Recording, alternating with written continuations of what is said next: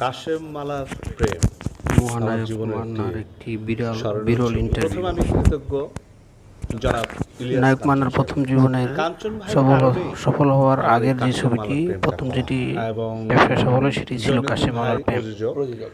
কিরকম এই প্রসঙ্গে স্নেহ তিনি কথা আমাকে বলছেন। করতেন, কিরকম আদর করতাম, এটা ভাষায় প্রকাশ করতে পারবো না। এবং ফিল্মে আরেকজনের নাম বলবো, সে হচ্ছে মুস্তফা আনোয়ার, যিনি এই ছবির পরিচালক।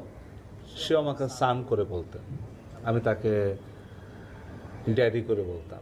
এবং সবশেষে বলবো যে এই ছবিটার চম্পা ম্যাডামের যথেষ্ট সহযোগিতা ছিল, এবং চম্পা ম্যাডামের সহযোগিতার কারণে আমি ভালো, মানে যতটুকু অভিনয় আমি জানি মোটামুটি আমি ভালো করার চেষ্টা করেছিলাম। মুস্তফা আনোয়ার ড্যাডি আমার সারা জীবনই ড্যাডি থাকবে, এবং তার ভালোবাসা, স্নেহ, মায়া, মমতা সারা ছবিটার মধ্যে ছিল। যখন